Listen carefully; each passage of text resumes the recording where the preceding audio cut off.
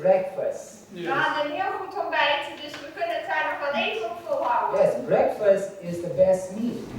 Het ontbijt moet de beste maaltijd van de dag zijn. In India, we eat twice a day.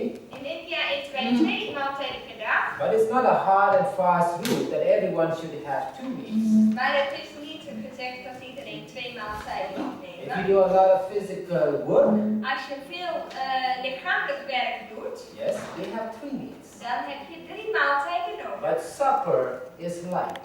Maar het avondeten is altijd licht. And have your supper early. En je moet ook niet laat avondeten. Now this morning, or this afternoon, I'm going to talk about Meroz. Deze middag wil ik spreken over Meroz. Have you heard about Meroz? Heb je daar wel eens eerder over gehoord? What is Meroz? Wat is dat Meroz? Okay, Meroz was a Naphtalian city. Het was een stad in Naphtali.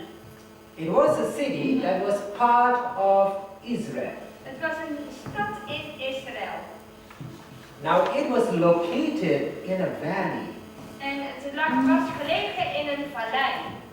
And on the other side of the hill, En aan de andere kant van de heuvel, there was a battle going on. daar had je een strijd. But the people in Meroz Maar het volk in Meroz, just watched the battle. die keken toe hoe de strijd verliep. And therefore when you go to Judges chapter 5 verse 23, In Richteren 5 vers it says, 23. "Curse ye Meroz, said the angel of the Lord, curse ye bitterly the inhabitants thereof, because they came not to the help of the Lord, against the mighty." Vervloekt Meroz, spreekt de engel des Heeren. Vervloekt, vervloekt zijn inwoners, omdat zij niet gekomen zijn de HEERE tot hulp. De HEERE tot hulp als helden. So the inhabitants were reluctant to help the Lord. De inwoners daarvan waren niet gekomen tot des Heeren hulp. They were called by the other tribes of Israel to fight against a mighty power. Ze werden opgeroepen door de andere stammen van Israël om te helpen in de strijd tegen de vijand. But they did not want to get involved. Maar ze wilden er buiten blijven. So this little city was nestled in that valley. En deze kleine stad was genesteld in deze vallei. Now the archaeologists have searched for the city.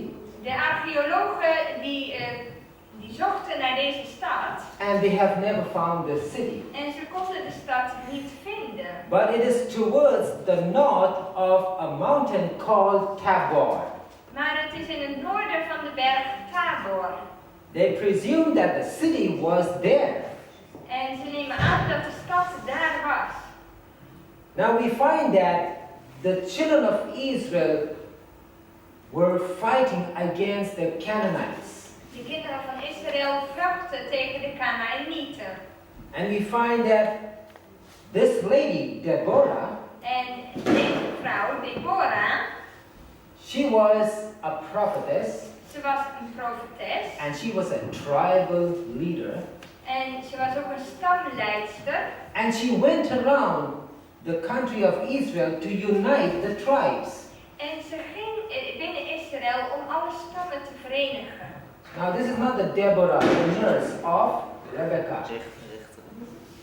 Not the nurse or midwife of Rebecca. Dit was niet de This is vroedvrouw van Rebecca. another Deborah. Het is een andere Deborah. And so she went around and came across Barak, the general of the Israel army. En ze kwam bij Barak, de leider van de Israëlische legers. Now here it says, "Then sang Deborah and Barak, the son of Abinoam, on that day, saying, Praise ye the Lord for the avenging of Israel, when the people willingly offered themselves." Er staat in Richteren 5 vers 1 en 2. Op die dag zongen Deborah en Barak, de zoon van Abinoam, dit lied. Omdat men zijn lokken los liet hangen in Israël.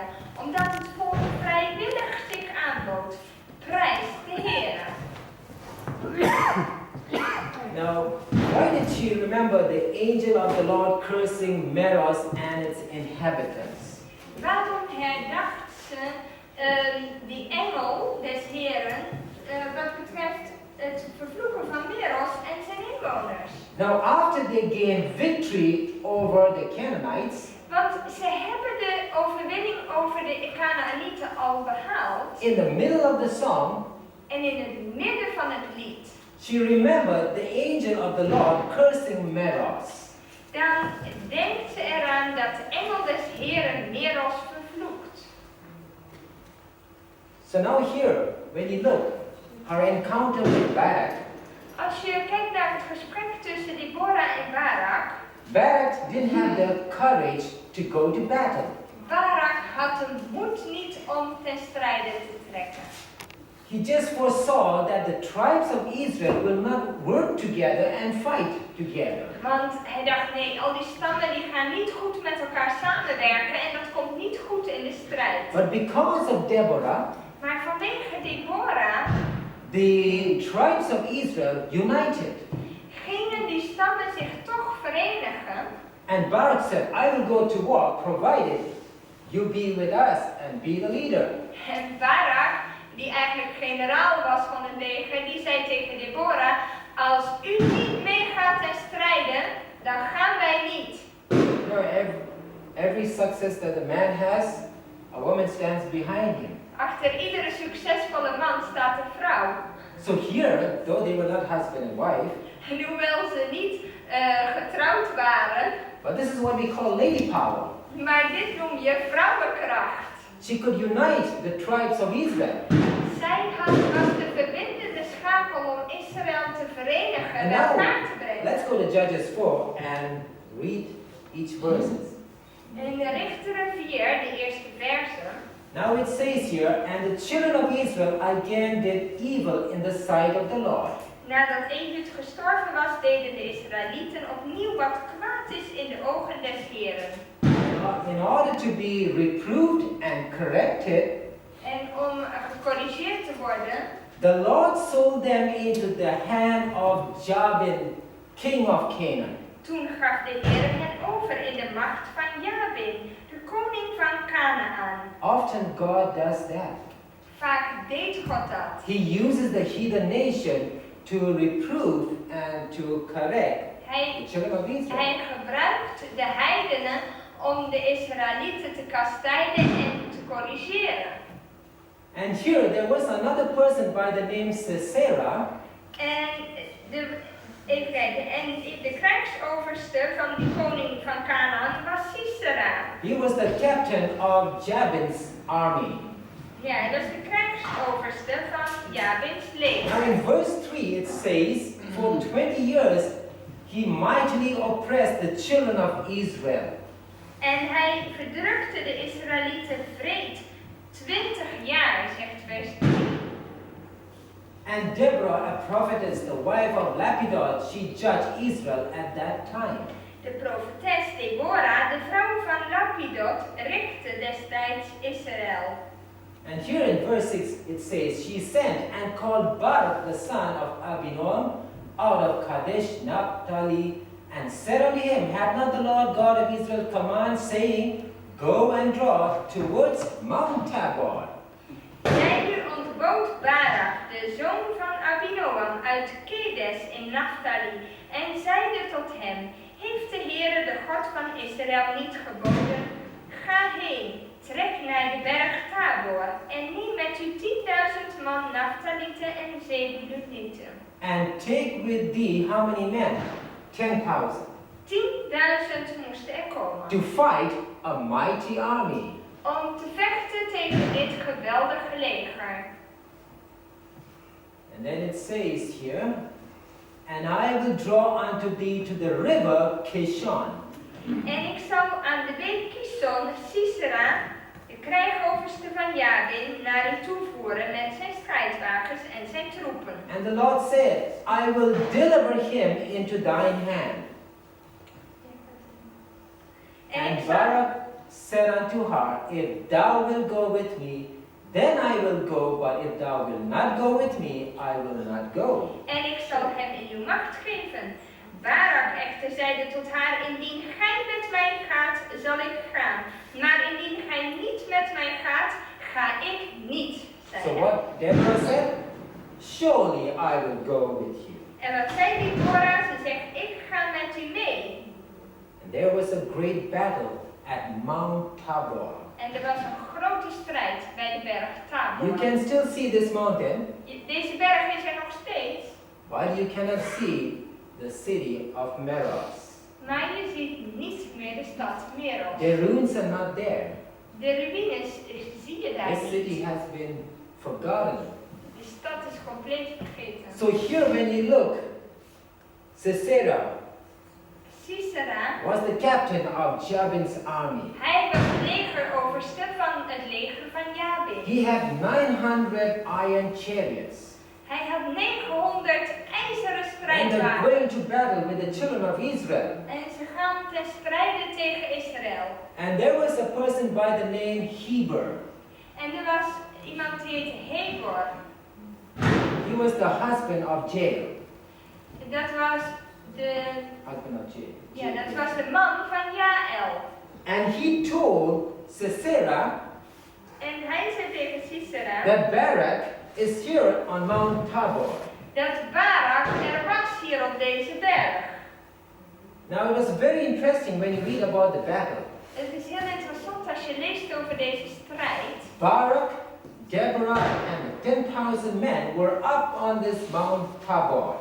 Barak en Deborah And the 10,000. en de 10.000 waren hier op deze berg. They were waiting for General Sisera to come En ze wachten op die generaal Sisera die zou with his komen. 900 chariots and with his army. Met zijn leger en die 900 ijzeren strijdwagens. But Barak selected the landscape where it was very difficult for these chariots to go up the hill. Maar Barak die had een plek uitgekozen waar het moeilijk zou zijn voor die strijdwagens om omhoog te komen. So that they can attack more effectively. Zodat ze hen makkelijker konden, ja, And they waited. konden bestoken. And they waited for the day when it will rain. En ze wachten op de dag dat het zou regenen. So that it'll be difficult for them to go up the hill and have the battle. Want dan is het modderig en dan kom je met die strijdwagens niet makkelijk de berg op. And it did rain. En het regende inderdaad. There was the battle going on. En de strijd was gaande. And then they were able to push the chariots downhill. En die strijdwagens die konden ze zo de berg af. And Sisera was losing the battle. En Sisera die was bezig de strijd te And they verliezen. started to flee. En ze begonnen te vluchten. But because of the rain, Maar vanwege de regen there was a lot of mud. was er heel veel modder. Because of that river, Kishon. Vanwege de rivier Kishon. And the chariots were unable to move properly. En die wagens die kwamen niet vooruit. So eventually Sisera escaped. En Sisera, de legeroverste, die And he started to ontsnapte. run on foot En hij begon te voet to escape from Barak and Deborah. te vluchten van Barak en Deborah. Now, there's a prediction here about Sisera. En er was hier een voorspelling If you look in Judges 4:9, in de Richteren 4 vers 9. it says, and she said, I will show, okay, that's there. For the Lord shall sell Sisera into the hand of a woman. Ja, toen Deborah zei van ik ga met u mee, zei ze, maar gij zult geen eer behalen op de tocht die gij onderneemt, want in de macht van een vrouw zal de Heere Sisera overgeven. So as he's running to escape from Barak and Deborah, Dus Sisera die probeert te vluchten, die legeroverste van Kanaan. there was a woman by the name Jael. En er was een vrouw en die heette Jael. And she invited him, come into the tent and hide. En ze bood hem aan, kom maar in de tent en verberg jezelf. And he ran into the tent. En hij rende in de tent. And this woman, Jael, threw a mantle over him to hide him. En ze gooiden een mantel over hem heen. And Sisera said, if anyone comes at the door of your tent, tell I am not here. En Sisera, die leegoverste, die zei van als iemand mij komt zoeken, moet je gewoon zeggen dat ik er niet ben. And as the prediction was predicted, Maar zoals gezegd was, zoals voorzegd was, we find that this lady nailed a peg into his temple to kill him. maar wat ze deed is ze doodde hem, ze pakte een tentpin en die sloeg ze gewoon dwars. So it was a woman that ended the life of Sisera. En zo kwam de voorspelling uit dat de HEERE die krijgsoverste door een vrouw And zou so the overgeven. Canaanites lost the battle. De Canaanieten verloren daarmee de strijd. And in this great victory, En in deze grote overwinning voor in Judges Israël, chapter 5, in Richteren hoofdstuk 5, it is called the Song of Deborah. wordt het lied van Deborah genoemd. And as they were rejoicing and singing, Ze waren aan het zingen en ze waren blij met de overwinning. then the inhabitants of Meroz came to join. En de inwoners van Meroz die kwamen ook om daar deel aan te hebben aan dit But feest. they had no part in the battle. Maar ze hadden geen deel gehad in de strijd. And therefore Deborah remembered what the angel of the Lord had said. En Deborah, de profetes, herinnerde zich wat de engel des Heeren had gezegd. Just a minute. It was, curse ye Meroz. Er stond vervloekt Meroz. And here, the other tribes were all willing to go to battle with Israel, Al die andere stammen waren gewillig om mee te gaan ten strijde. except this Naphtalian city called Meroz. Behalve deze stad in Naphtali, And so this Meroz. beautiful song of victory was interrupted by this curse. En dat prachtige overwinningslied, die kwam eigenlijk op die manier, daar kwam een pauze in te zitten en die vloek kwam er midden tussenin te staan. The other tribes, they shared the labor and the glory of the war. Ja, die andere stammen deelden in het werk, maar ook de eer van deze oorlog, Now van de overwinning. we can draw parallels from this story that we just read. En er zijn belangrijke parallellen in dit verhaal voor onze tijd. We go to the spirit of prophecy. Als we gaan naar de geest der profetie, It says, it is important that all now come up to the work. zij zegt ook, het is belangrijk dat allen nu komen om deel te hebben aan het werk. Laboring for the salvation of souls who are perishing. En werken voor de redding van zielen die verloren gaan. If all in the church would come up to the help of the Lord, Als allen in de kerk de Heere te hulp zouden komen, we would see such a revival of His work as we have not hitherto witnessed. dan zouden we dus een opwekking van zijn werk zien, zoals we dat tot hiertoe nog niet hebben gezien. God requires this of you and of each member of the church. God vraagt dit van u en van ieder lid van de gemeente. It is not left with you to decide whether it is best for you to obey the call of God. Het wordt niet aan u overgelaten om te beslissen of het het beste is om te gehoorzamen aan de stem van de oproep. van God. Obedience is required unless you obey, you will stand on worse than neutral ground. Ja, gehoorzaamheid is een vereiste. En tenzij je gehoorzaamt, zul je staan op erger dan neutrale grond. Unless you are favored with the blessing of God, you will have His curse. Tenzij je zijn zegen ontvangt, Gods zegen ontvangt, heb je anders niks anders over als zijn vloek. He requires you to be willing and obedient and says that you shall eat the good of the land. Hij wil dat u gewillig bent en gehoorzaam en zegt dat u zult eten van het goede van het land. A bitter curse is pronounced on those who come not to the help of the Lord. Vervloek Meroz. Een bittere vervloeking is uitgesproken over diegenen die niet de Heere te hulp komen. Er staat vervloekt Meroz.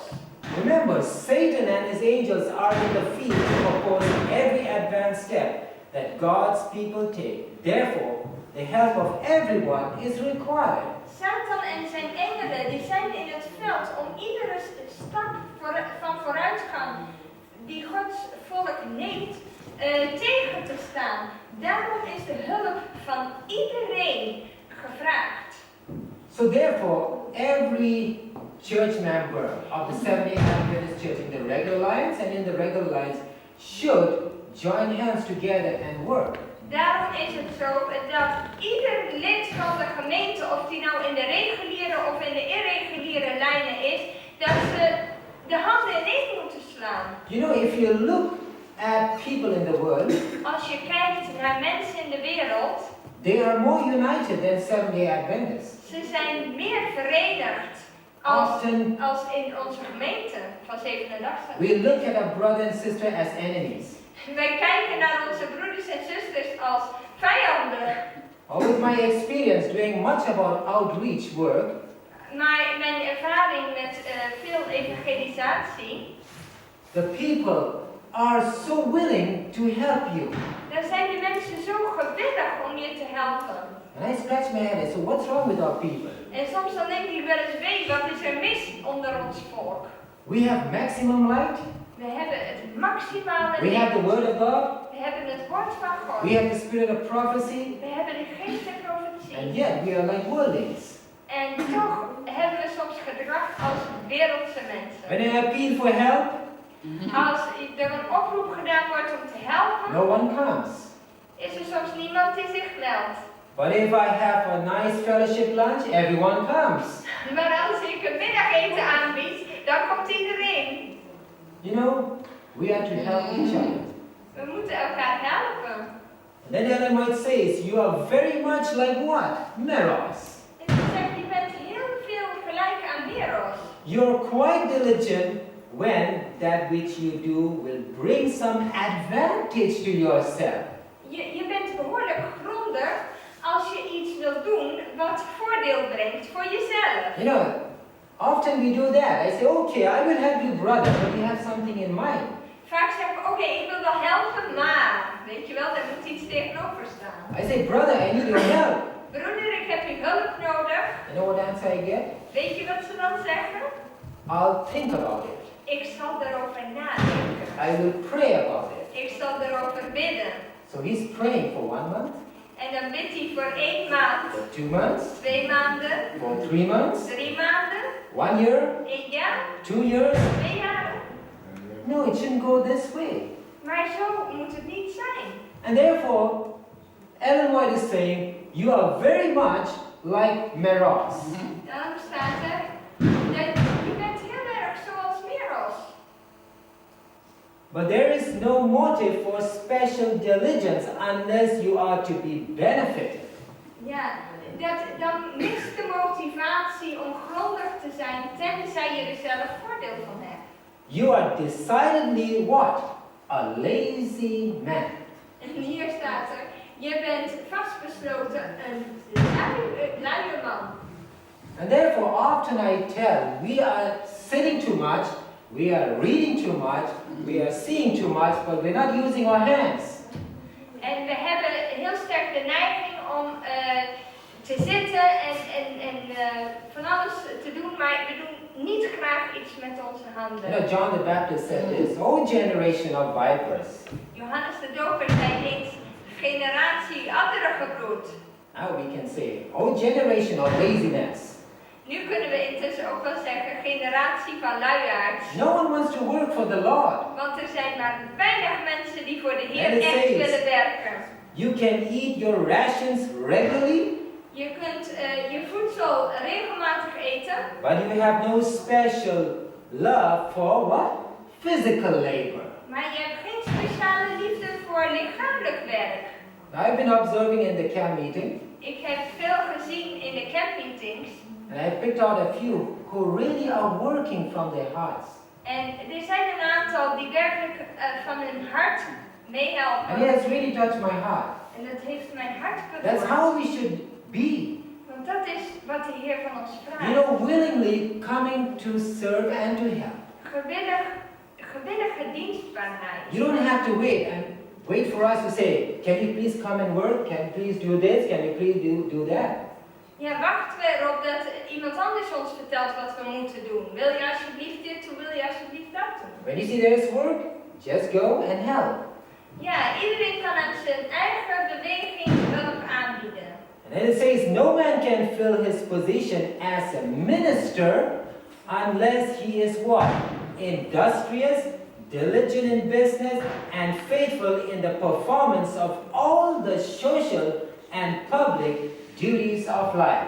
Hier staat, niemand kan zijn positie vervullen als predikant, tenzij dat hij industrious, dat betekent dat hij met zijn handen kan werken, dat hij grondig is in zaken doen, dat hij trouw is in het vervullen van alle sociale en openbare plichten van het leven. So even the ministers and preachers like us do not escape. Ook de predikanten en sprekers zoals wij ontsnappen hier niet aan. Often I tell, the best job is to be a preacher. You know why? Soms zeg ik wel eens, de beste baan is prediker. Weet je waarom? Oh, I can read the whole day, prepare sermons. Dan kan ik de hele dag zitten en lezen en mijn preek voorbereiden. And I can be served by people. En ik word gediend door het volk. I can be honored by people. Dan word je geëerd door de mensen. I can be lifted up by people. En verhoogd worden door de mensen. I feel so good. Oh, daar kun je je heel goed bij voelen. That's the best job, to be a preacher. Wat een goede baan. No, a preacher has not to be a lazy man, but to get his hand dirty. Maar nee, dat is niet een predikant zoals God het And zegt. that's what the Lord is asking us to do. God vraagt zulke soort predikanten. God has chosen us as His servants to His work, which requires persevering energy. God heeft ons gekozen als zijn dienstknechten voor zijn werk. En dat vraagt om volhardende energie. We are not to become what? Pets and shun toil, hardship and conflicts. We moeten niet worden als de huisdieren en hard werk en conflicten uit de weg gaan. And she Als de says, strijd hard gaat. Dan I zijn am we juist hulp nodig. alarmed at the indifference of our churches. Ze zegt hier, ik ben gealarmeerd over de onverschilligheid binnen onze gemeente. Like Meroz, they have failed to come up to the help of the Lord. Zoals Meroz hebben ze gefaald om de Heer te hulp te komen. The laymen have been at ease. De lekenwerkers, die hebben gerust. They Ze have hebben het gemakkelijk gehad. They have folded their hands, feeling that the responsibility rested upon the ministers. But the ministers also are not working. En ze vouwden hun handen en dachten van de verantwoordelijkheid voor het werk ligt op de predikanten, niet bij ons. But to every man, God has appointed his work. Maar aan ieder mens heeft God zijn werk aangewezen. Not work in his fields of corn and wheat, not only for his own business. En niet alleen om te werken in zijn maisvelden en tarwevelden, But earnest, persevering work for the salvation of souls. maar werkelijk ernstig en volhardend werk voor de redding van zielen. You know, when you hear about disasters, Als we over rampen horen, many people dying in plane crash and in natural calamities, veel mensen die sterven door vliegtuigongelukken of in natuurlijke rampen. we should have more longing to proclaim the gospel to these people. Het moet ons meer verlangen geven om zielen te redden. But we say, no, that's not my family member who died. Maar vaak hebben we houding van, dat is niet mijn familielid. Oh, it's okay, he died. Ja, hij is gestorven. You know, when deaths take place in the world, especially those who are in darkness, Als mensen sterven die in de duisternis zijn, you should have a longing to go out and give the gospel dan moet ons dat juist extra motiveren. And that's what the Lord is asking us. Dat is wat de Heer ons vraagt. Now, how can I render service to God? Hoe kan ik dienstbaar zijn in het werk van God? In our generation, In onze generatie, and in our time, the best work to take up is the medical missionary work. in onze tijd is het medisch zendingswerk het meest effectieve wat we kunnen doen. Remember, the health message is the right arm of the Want de gospel. gezondheidsboodschap is de rechterhand van het evangelie. And especially in our generation, En vooral in onze generatie, to say the word God in society om het woord God te zeggen in onze samenleving, is not accepted by many people. wordt niet zo makkelijk geaccepteerd door mensen. So what do? Do you talk like Jonah and say, no Lord, they're gone case, I don't go and give the gospel? Praten we dan net als Jona en zeggen we, Heer, die mensen zijn sowieso al verloren zaak, dus laat maar zitten. No, go with the health message. Nee, we kunnen de gezondheidsboodschap And you can knock inzetten. on the door and say, I have a message for you. Je kunt ook op de deur kloppen en zeggen, ik heb een boodschap voor u. Oh, what message? Welke boodschap dan? Oh, I have the health message. Wouldn't you like your family to be in health? De gezondheidsboodschap. Wilt u niet dat uw familie gezond is? Would anyone say, no, no, no, I want you to be in bad health. Please go away. Zeggen mensen dan, nee, ik wil ongezond zijn, gaat u maar gauw weg. No, he'll welcome you into your home.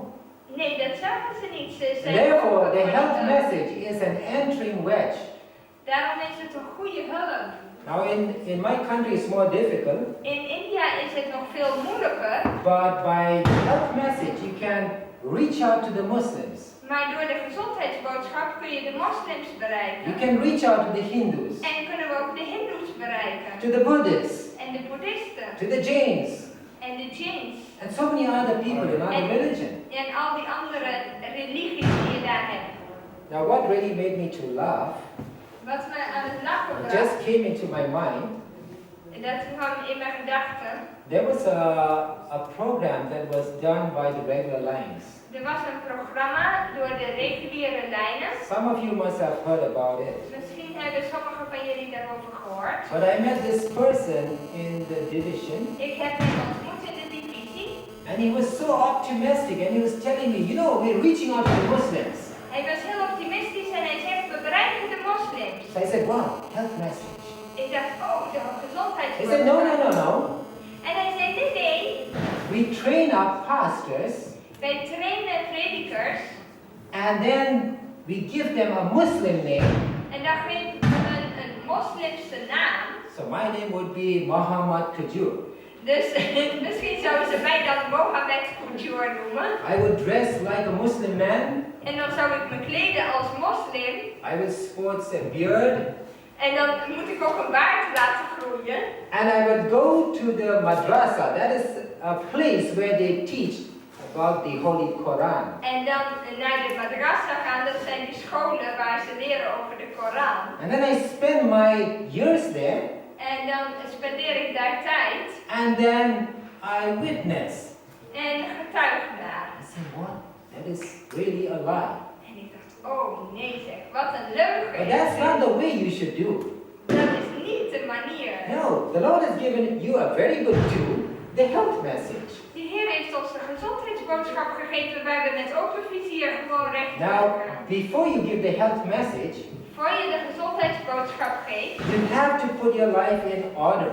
is het belangrijk om je leven in harmonie mee te brengen. You know, if you're saying practice New Start, Want als je zegt, doe de New Start, volg de New Start principes, do exercise, doe beweging, sleep in time, slaap op tijd, drink enough of water. drink genoeg water. And if you do not do that, En als je het zelf niet doet, what kind of health reformation it is? It's health deformation.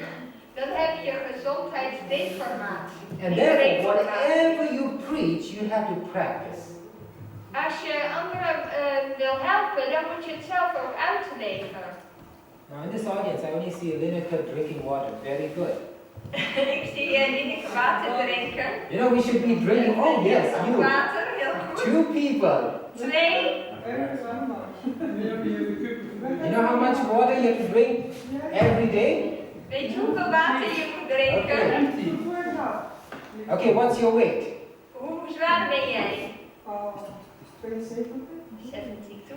Okay, 72. Say 70 into 50, how much? 1.4. No, more than that. 70 into 50. Because you have to drink 50 ml of water into your body weight. We want to know about individuals. Into body, because your weight, you calculate. Yes, 50 times your weight will tell you how much water you have to drink per day. Okay. Maybe you. Yes, so you have to drink 3.5 liters. 3,5 liter vocht. Not in one stretch. Niet in één keer. 70? Per dag. Because she's 70 kilos. Oh.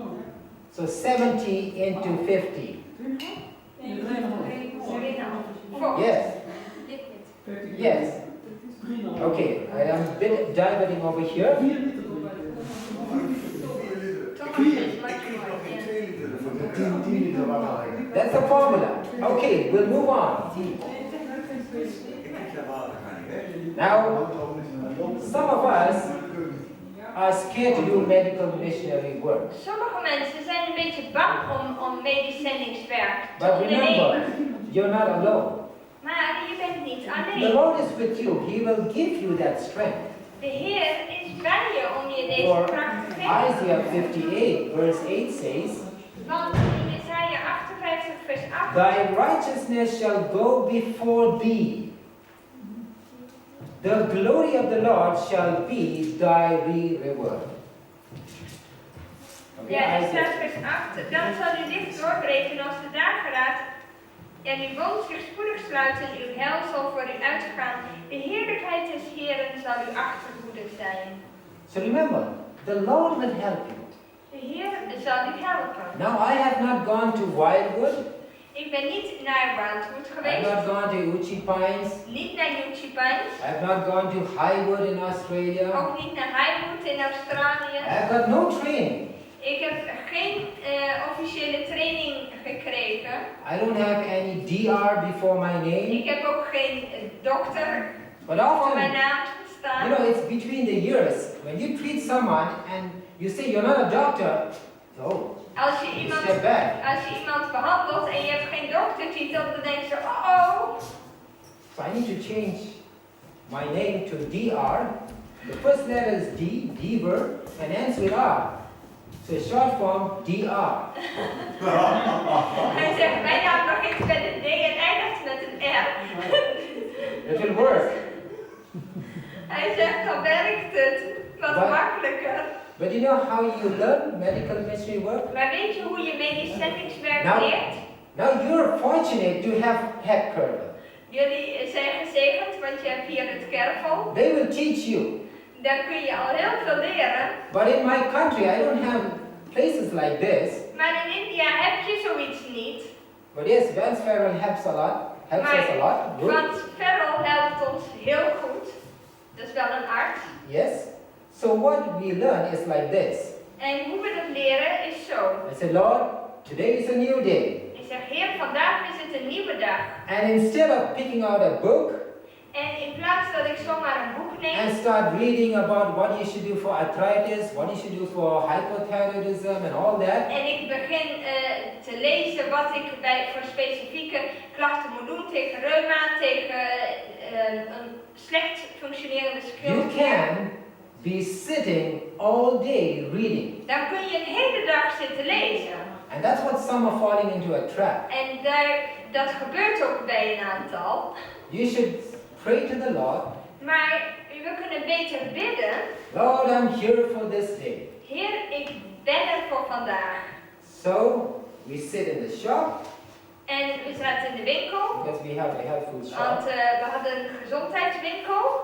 And then we're saying, okay, customers come, customers go. En de klanten die kwamen en gingen. And all of a sudden, a lady comes in. En er kwam een vrouw binnen. She says, I've not come to buy anything. Ze zegt, ik ben niet gekomen om this joint pain. Maar ik heb veel pijn in mijn gewrichten. They say, okay, Lord, thank you for this study now. I have to study about what? Arthritis. En daardoor kreeg ik een aanleiding om te studeren over dat specifieke onderwerp. So whatever I know about arthritis, I tell her, you should do this, you should do that. Dus wat ik al weet van de basisprincipes, dat deel ik met haar. And then I tell her, I'll get back to you tomorrow. En dan zeg ik, morgen kom ik er bij jullie op terug. So what do I do now? Go home and start studying about arthritis. En dan ga ik naar huis en begin daarover over reuma te studeren. So that's how we learn about various diseases and treatments. En zo leerden we specifieke problemen en behandelingen daarvoor. So as patients come, you learn. Dus naarmate verschillende gevallen zich aandienden, leerden wij You ook. cannot say to the patient, okay, you wait for 2 years, I need to get a degree and then I'll treat you. Je kunt niet zeggen tegen die mensen, kom over 2 jaar maar terug, dan heb ik It will titels not en dan kom work. maar terug. He would be in the ground. Dat werkt niet, die persoon is er dan misschien wel helemaal niet meer. You know, time is money. The Lord will ask you, how did you spend each minute? De Heer vraagt ons rekenschap van iedere minuut. So therefore, you should make use. Time is short. Daarom moeten we die gebruiken, de tijd is kort. And therefore, when you look at the regular lines, they're also doing this, going around the world. In de reguliere lijnen heb je dat ook in de gewone gemeente. They have the health ministry department. Daar heb je ook de gezondheids... And they have Ministry. reports. There are some blogs, you can read it. En er zijn ook een aantal websites. But also we have in the irregular lines. En we hebben ook de irreguliere They're also lijnen. working. Daar werken we ook. And therefore, we should have networks all around the world. En zo kun je dus een heel netwerk opbouwen rond de hele wereld. Now this morning I was talking on Skype to the former division president of the Southern Asia division. Vanmorgen had ik een gesprek met de vorige president van de Southern Asia de division. Zuid-Aziatische divisie. Now he's related to me, he's my uncle. Hij is mijn oom. And he asked me, where are you? En hij zei, waar ben jij? You know, he likes to keep track of me, what I do. Jij wil graag weten waar ik ben en wat ik doe. We should not have this animosity between the regular and the irregular lines. All of us are working. Die vijandschap tussen de reguliere en de irreguliere, de onregelmatige lijnen, moet niet op die manier zijn. I said, I'm in Europe.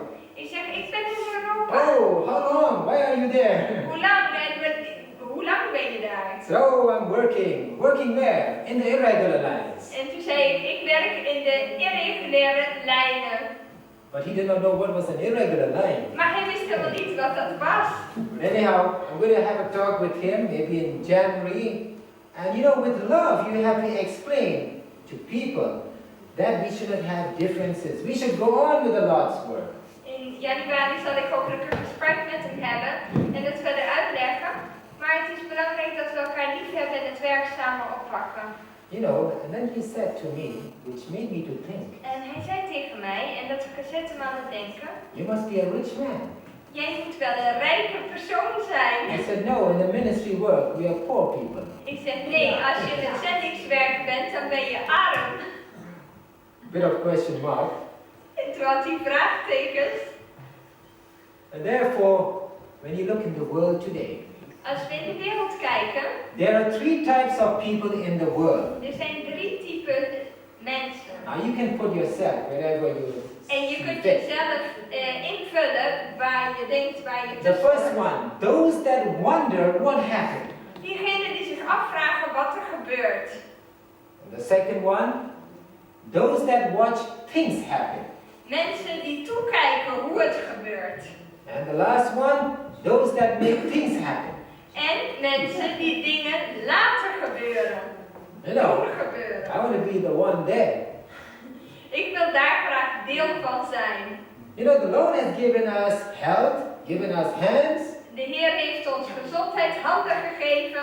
Let's work for the Lord. Laten we werken voor de Let's Heer. labor for Him. En voor hem er zijn. Let us not be like the inhabitants of Meroz. En niet zoals de inwoners van Meroz. They did not help the Lord. Zij hielpen de Heer niet. They stood and watched as the battle went on. Ze stonden te kijken naar de strijd, hoe het ging. But when the battle was over, Maar toen de strijd voorbij and there was was victory, en er overwinning was, and then they came to show, oh, we're supporting you in this great victory march. toen wilden ze in de overwinningsmars wel meedoen. You know, that's the problem today. In hard times, when the people are working for the Lord and you ask for help, no one comes. In moeilijke tijden, als er gevraagd wordt om te helpen, dan zijn veel mensen niet thuis. Therefore, the Lord is saying, you are like Meroz.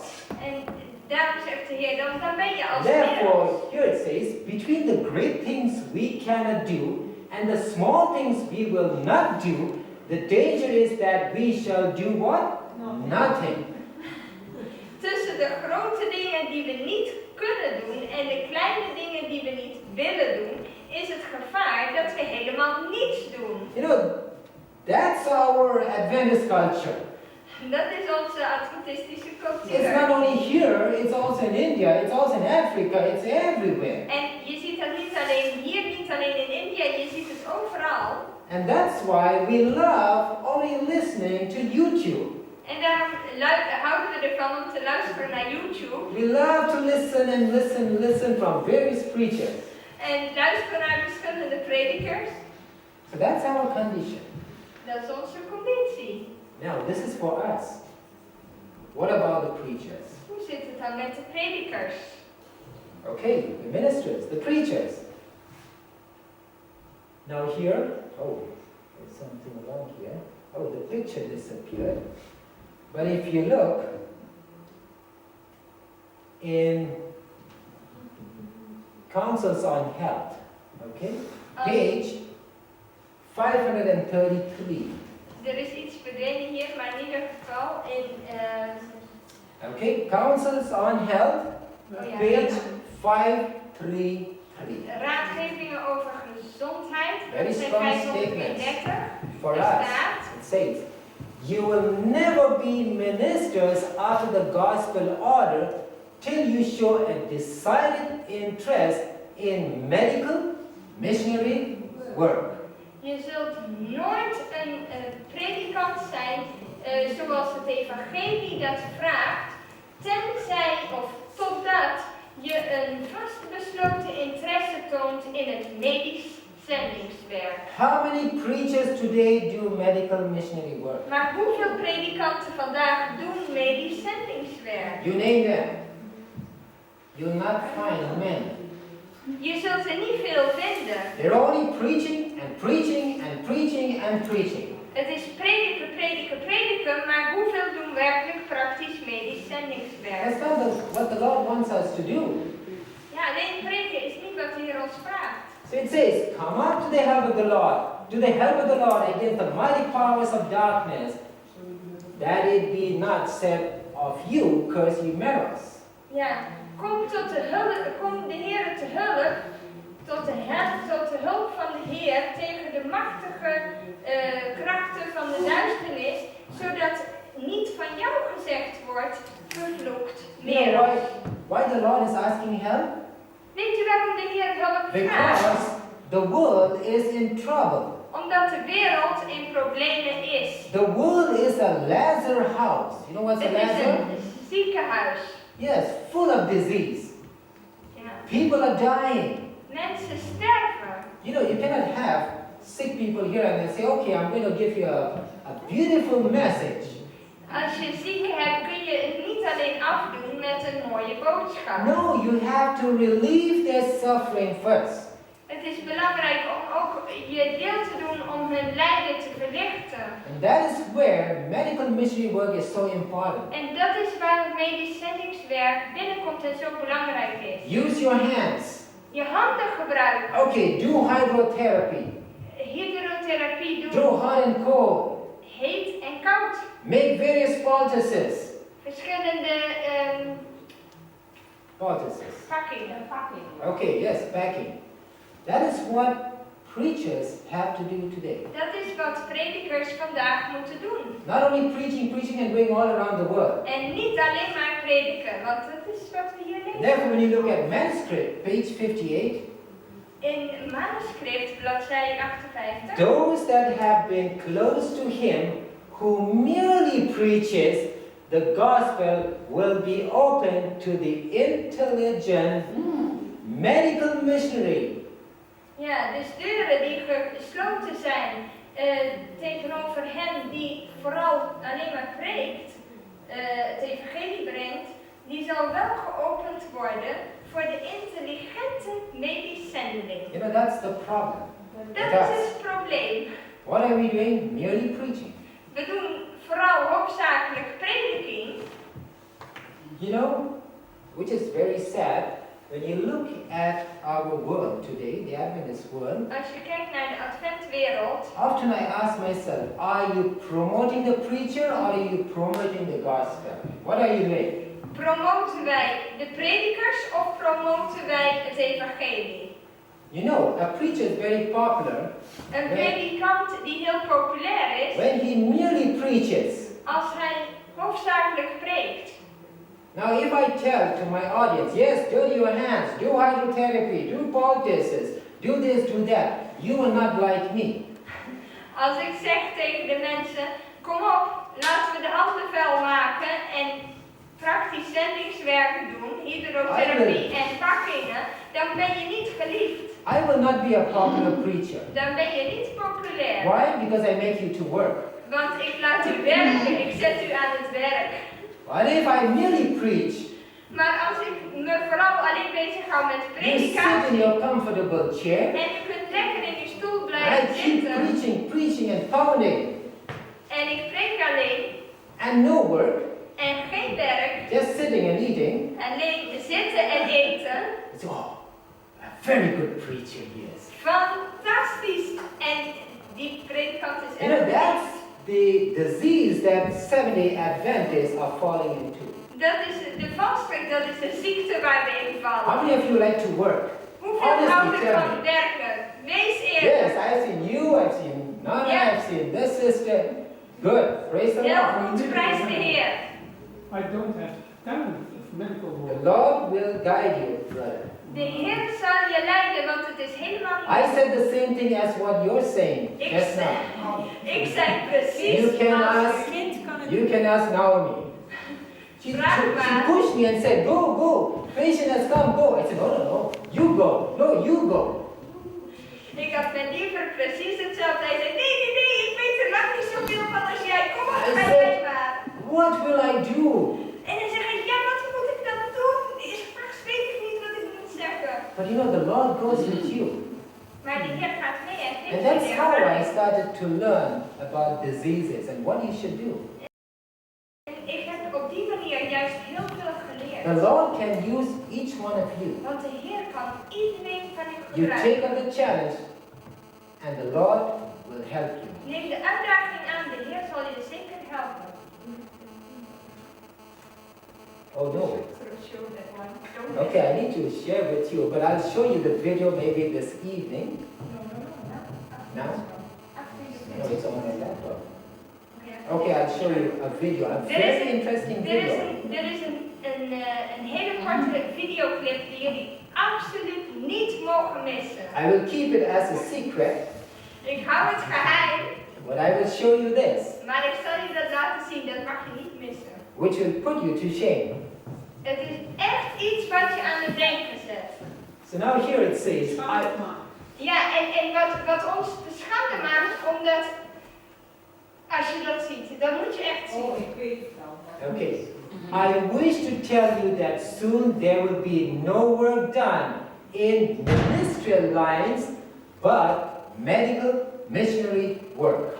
Ik wil u vertellen, zegt de Almighty hier, dat heel spoedig er geen werk gedaan zal worden in het predikambt, maar wel in het medisch zendingswerk. Now, Want dat gaat verder. I do not know if you're following the laws. Ik weet niet of u de wetten volgt. Facebook is a trap, actually. Facebook is een valstrik. Now I have switched over to scene.is. Have you heard about it? Ik ben nu overgeschakeld naar een ander netwerk. Now we have a membership of over 120,000. Daar zijn nu 120.000 mensen lid van. Now, with Facebook, In Facebook, I don't use much, ik gebruik dat niet but vaak, I see what people do. maar ik zie wat mensen daar doen. And I've been in touch with a few non-Adventists Ik ben er ook in contact gekomen met een paar who niet-adventisten, are investigating governments. die dus kijken naar wat de regeringen doen. It's a bit dangerous Het is een beetje gevaarlijk, because from January 1, want vanaf 1 januari There dit is- komende jaar new terms and conditions for Facebook. zijn er nieuwe regels in Facebook. Once you say yes, En als je daar ja op zegt, NSA will officially monitor dan mag the de National Security Agency, De NSA. NSA, de Nationale Veiligheidsdienst, mag officieel alles nakijken. So before I get into trouble with legal matters, Dus voordat ik met de wetgeving problemen krijg, I've already switched over to scene.is. ben ik naar een ander netwerk You overgeschakeld. can check it online. Je kunt het gewoon online It's like Facebook. nakijken.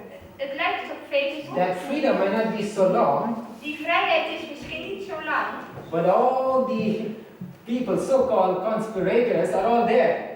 maar heel veel mensen die uitgemaakt worden voor Before they samensweringstheorieën get into zitten daar. trouble.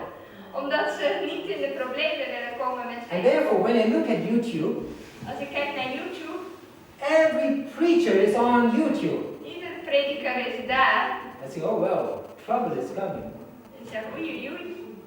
You know, there could be You are some. there too. I am there, I know, but not the latest. But they can still monitor and pick out people who are preaching against the Church of Rome. Ze kunnen zo de mensen eruit halen die tegen Rome zijn. We must not afraid. Sorry. We must not We must not be afraid, but we have to be wise. As serpent, harmless as dove. We moeten tegelijkertijd ook wijs zijn en zoals de duiven. So here it says, the evangelist De evangelist who is prepared to minister to a diseased body is given the grandest opportunities. Ja, de evangelist die zowel voorbereid is om het zieke lichaam te helpen, heeft de grootste mogelijkheden om ook diegene met een zondezieke ziel te helpen. Dus die krijgt mogelijkheden in beide kanten. So the medical missionary work is what? A helping hand of the gospel. Daarom is het medisch zendingswerk een helpende hand voor het evangelie. Which will help in the proclamation of the message. Die zal helpen in de verkondiging van de boodschap. And I wish preachers will really see the importance of medical missionary work. Ik zou willen dat alle predikanten werkelijk de waarde zouden zien van het medisch And to keep only zendingswerk. preaching and preaching and preaching. Dan alleen maar prediking. And they should also dirty their hands. Het is belangrijk om ook je handen vuil te maken en een praktisch deel eraan te hebben. Therefore, God has sent special messages to our modern day prophet, E.G. White, to prepare a group of people to do a final work. God heeft speciale boodschappen gegeven aan onze moderne profeet, Ellen White, om een groep van mensen voor te bereiden om het slotwerk te doen. Our greatest example is Jesus Christ. Ons grootste voorbeeld is Jezus Christus. Did he only preach and preach and preach and preach? Preekte hij alleen maar? No, go to Matthew chapter 10, verse 7 and 8. In Matthäus 10, vers 7 en 8 staat. Here he says, go, preach, say the kingdom of heaven is at hand. And then it says, heal the sick, cleanse the lepers, raise the dead, cast out devils, freely ye have received, freely give. So he did healing also. Gaat en predikt en zegt het koninkrijk der hemelen is nabij gekomen.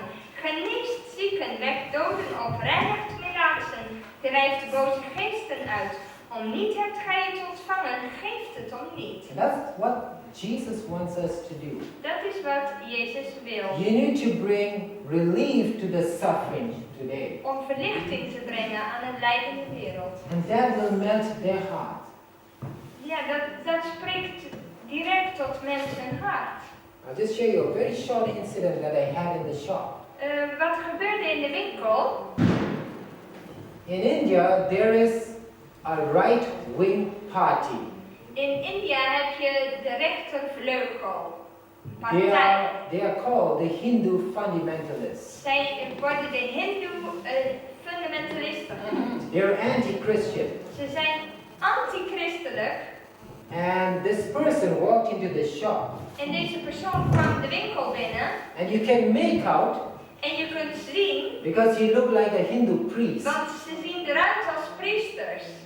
He had no shoes. Geen schoenen aan.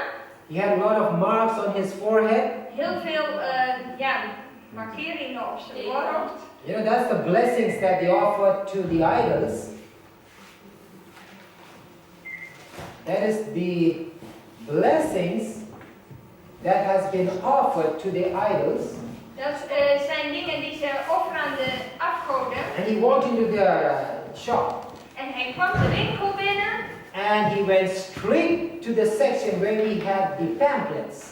En hij ging direct naar de plek waar we onze folders hadden. But I made sure that everything's about health.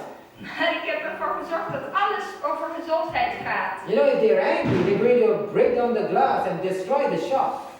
Als ze dingen daar vinden die tegen hun ingaan, dan kunnen ze het glas en alles kunnen ze, die hele winkel kunnen ze gewoon kapot maken. And I will have a nice black eye. En een zwart oog of een blauw oog. You know, you have to be wise. Je moet verstandig zijn. So he goes there. Dus hij ging daarheen. He looks. En hij keek daarnaar. And I made sure that there are no Bible texts at the beginning of the pamphlet. En ik zorg ervoor dat er geen Bijbelteksten al aan het begin van de folder staan. You know, there are many good missionaries from America. They send us materials. Er zijn veel zendelingen van Amerika die sturen alle mogelijke But you cannot pamfletten. start with the Bible verse at the first paragraph.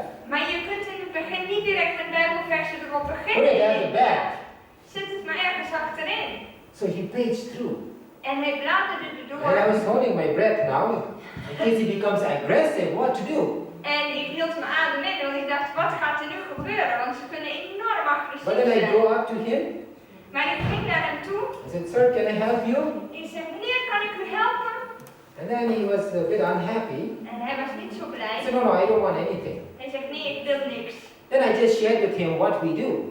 En ik heb hem toen gewoon verteld wat we doen. And then I started to talk about certain diseases. En ik begon over verschillende ziektes te One of praten. the best diseases to talk about is hyperpressure, cholesterol. You know, these are all Cholesterol, hoge common diseases. bloeddruk, dat hebben ze veel mee te doen daar.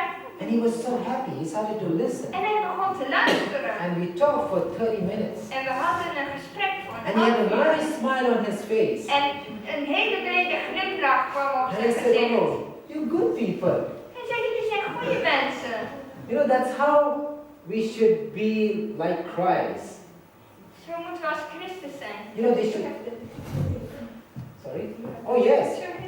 The ones with the Bible text are hid under the cash drawer. We hebben wel literatuur altijd achter de hand, maar die hadden we altijd achter de kassa verstopt, dat we het gericht kunnen geven So aan if mensen. anyone is interested before they leave the shop, I say, oh, you can have this. Iemand die echt geïnteresseerd raakt in de boodschap, die zegt, wij hebben voor u dit, neem maar mee. So therefore, in closing, when you go to Matthew 9, verse 37, there is much work in this world. Als we Matthäus 9, vers 37 lezen, we zien dat er veel therefore, werk is in deze It wereld. says, the harvest truly is plenteous, but the laborers are few. Toen zeide hij tot zijn discipelen, de oogst is wel groot, maar arbeiders zijn er weinig. Have you ever thought why the laborers are few? Heeft u er wel eens over nagedacht waarom die arbeiders weinig zijn? Because many are like Meroz.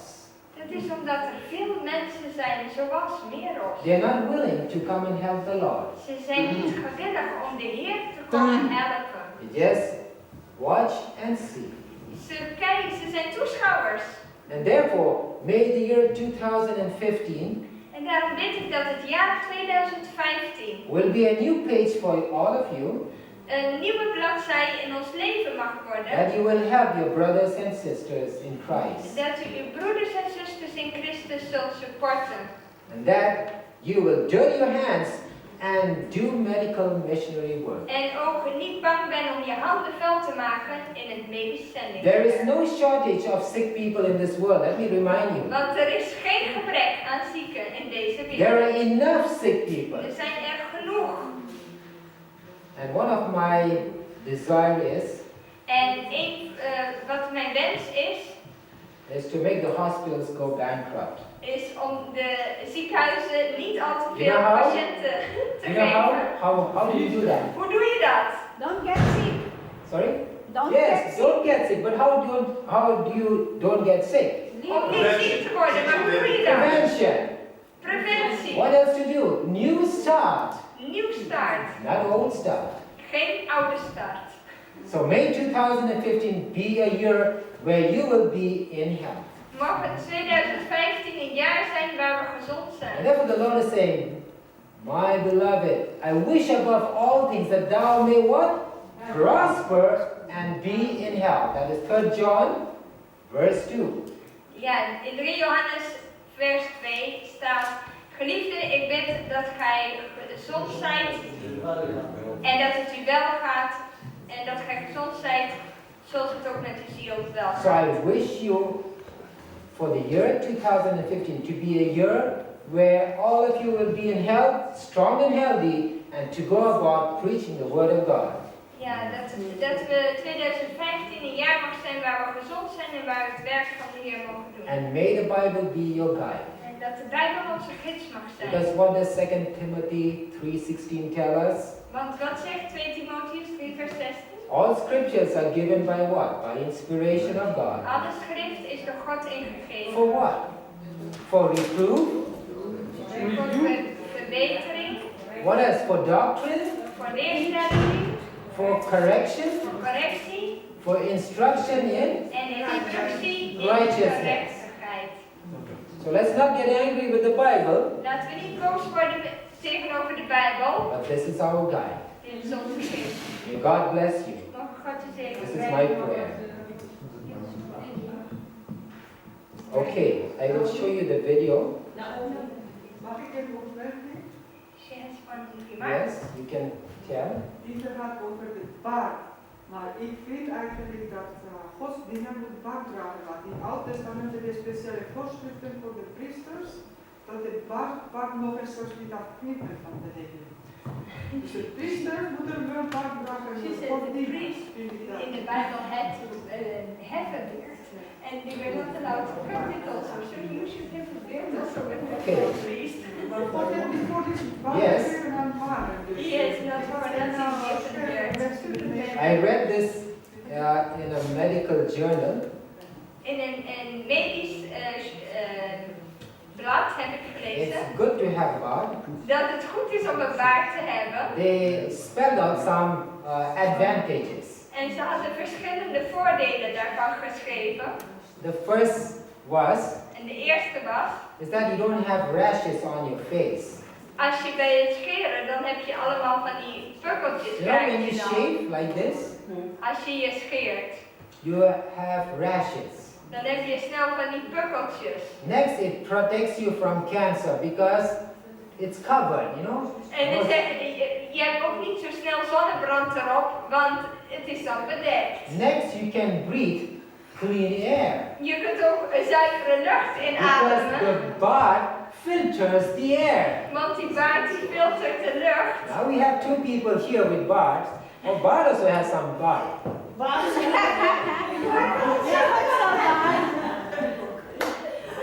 Baard ook, ja. But I get what Maar Sister het told us is waar, about over the de beard. priesters, dat staat er in de Yes, Bijbel. that's interesting. Dit. Yeah, I have some reservations against it. Okay. Because we just heard yesterday or the day before yesterday from Brother Eliano that there are certain kind of race, you know, Yes. by which the beard, especially the Asian people, Yes. you know, will not grow. Like me, I was born here, but I'm an Asian actually, Yes. and I don't have that It doesn't hair grow here much. Yes. And like that, I have no problems with shaving because it's still smooth. Yes.